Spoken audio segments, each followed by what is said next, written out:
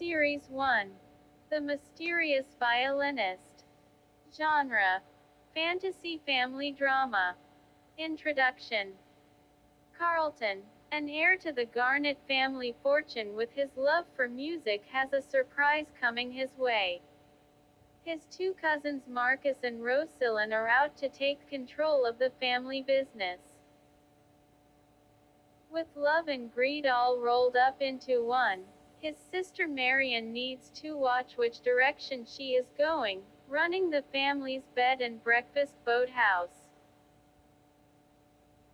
With the Garnet Luxury Yacht Company earning just $500 million at the end of the year, Uncle Thomas has a few choice words for his brother-in-law during the family's 2-week yacht vacation that no one saw coming. Copyright. Independently published the 11th of August 2025. Author: Dr. Sheree E. Love PhD. Mastery Institute Immersion Coaching Online Business. July 24, 2025.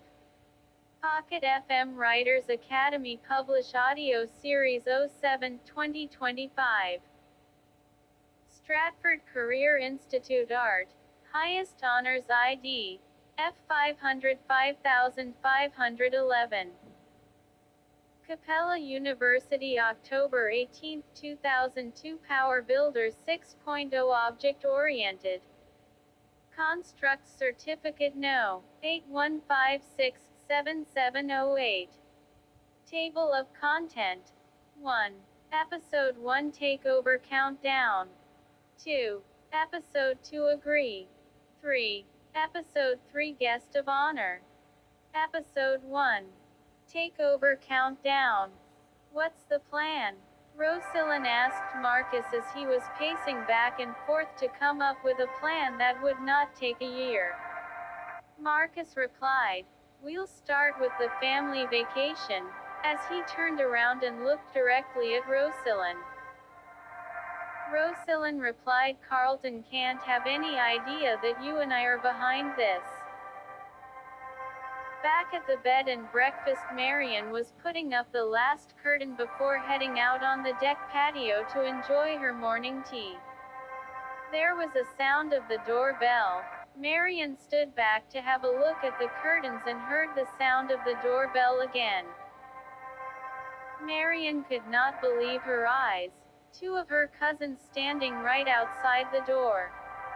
As Marian opened the door, "Good morning," Calvin and Jean exclaimed. "Good morning," Marian replied, as she welcomed them both in. Marian often spent time with her first cousins, so she was not surprised to see them.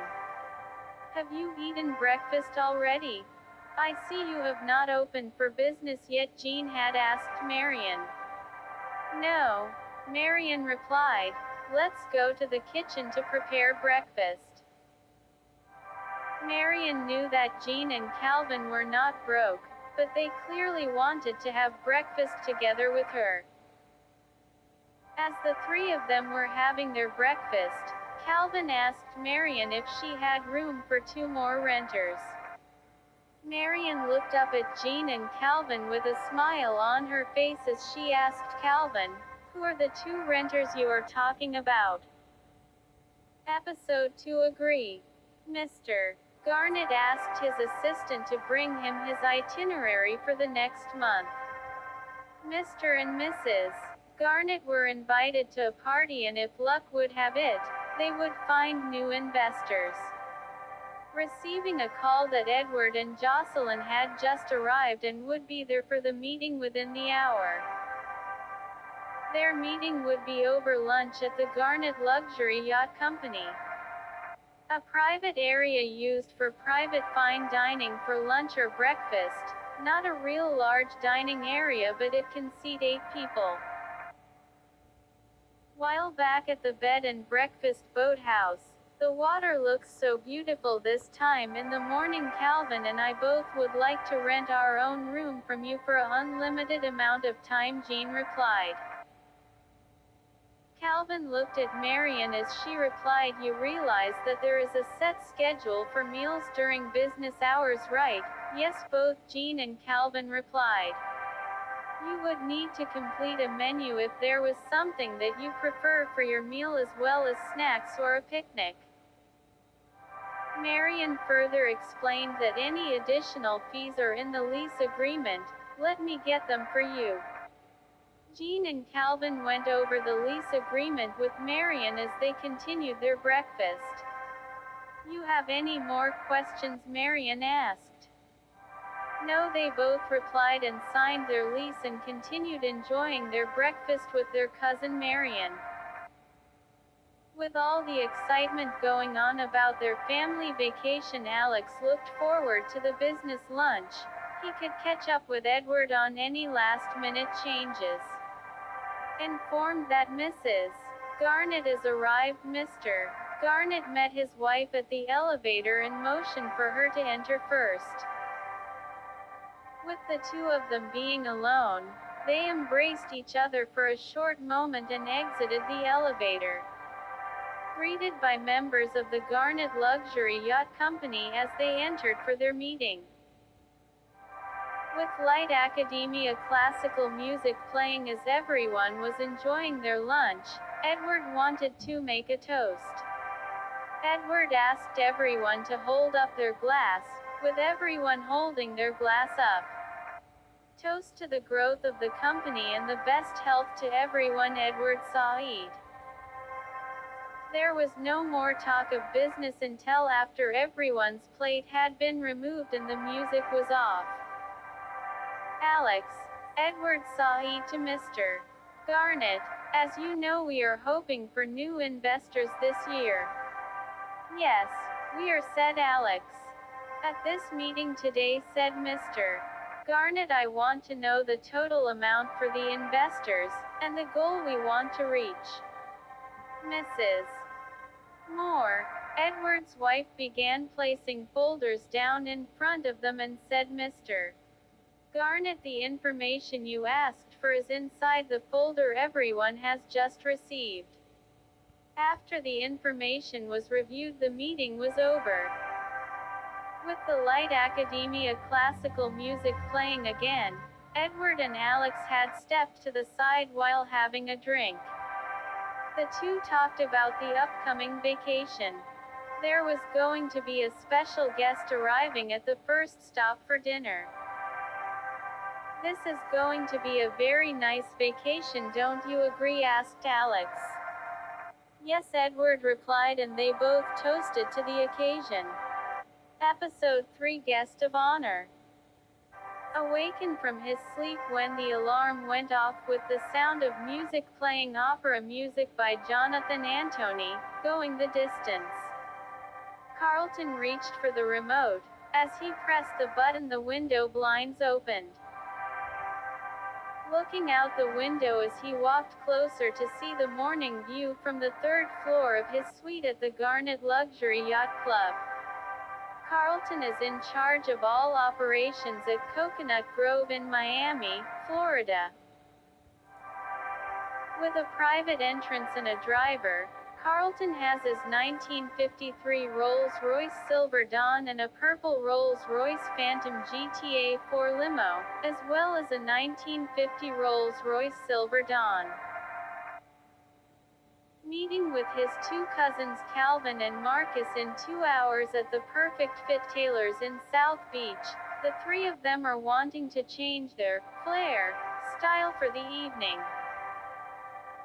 Sipping on Armand de Brignac Brut Rose Champagne, with a wooden box, Ace of Spades, to go, at customer request. Marian, Jean and Rosalind are waiting for their mothers to arrive. Let Marian tell it. The Novcar Beauty Luxury Spa in Miami Beach is the place to be. Lynette, Marian's mother, schedules time at the spa for her and Marian to catch up and relax. "Hello, ladies," Evelyn said to her two daughters Rosalind and Jean, as her niece Marian had turned around and saw her enter the room walking in with her mother Lynette. The ladies are all relaxed listening to the song, Love in This Club remix user feat. Beyonce and Lil Wayne, talking about that evening's party.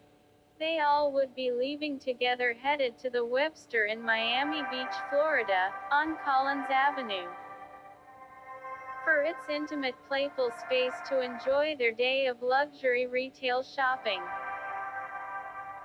As three Rolls-Royce Phantom GTA 4 limos passed through the light at 14th Pennsylvania Avenue, Marcus was listening to the song, Mr. Too Damn Good, by Gerald Levert and Calvin, with his head swaying side to side while he was listening to Put That Women First, by Jaheim, as they were headed right for 406 14th Street. The owner is ready and waiting for the Granite's arrival at the Perfect Fit Tailors. Closed for a few hours as to ensure that the customers would be leaving with the flair they are looking for that evening. The three of them would be attending a party.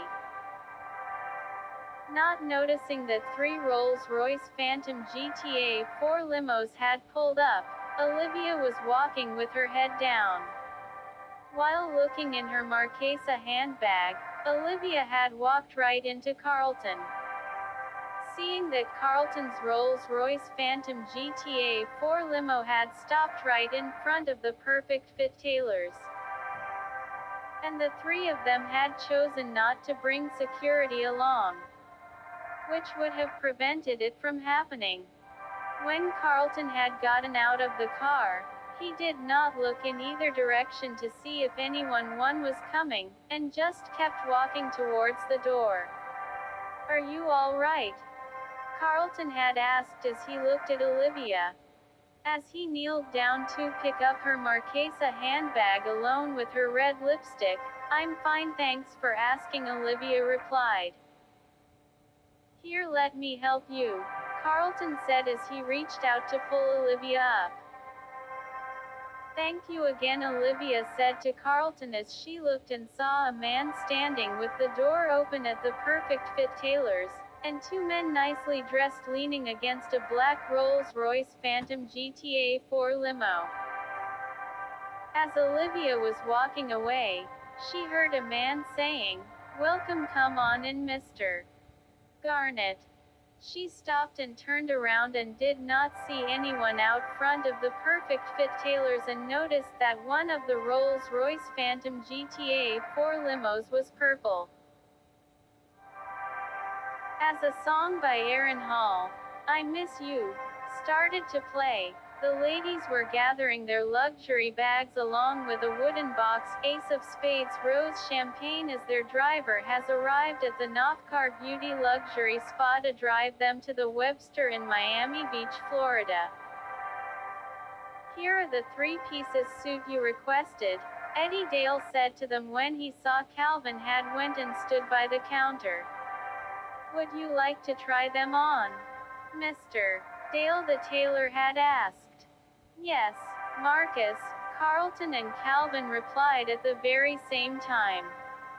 "Right this way, gentlemen."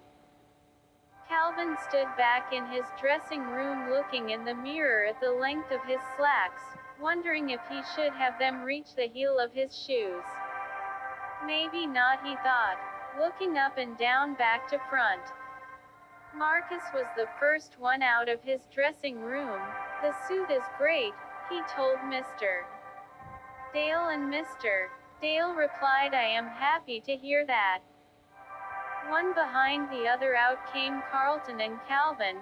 Carlton said to Mr.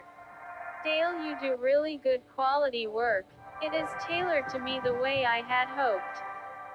"Yes," said Calvin, "I am very happy with the tailoring for my three-piece." "Thank you so much, gentlemen," replied Mr. Dale. "Is there anything else you would like to have a look at before you go?" he asked. "No, thank you, we will be on our way. We will be in touch with you at a later date," replied Marcus.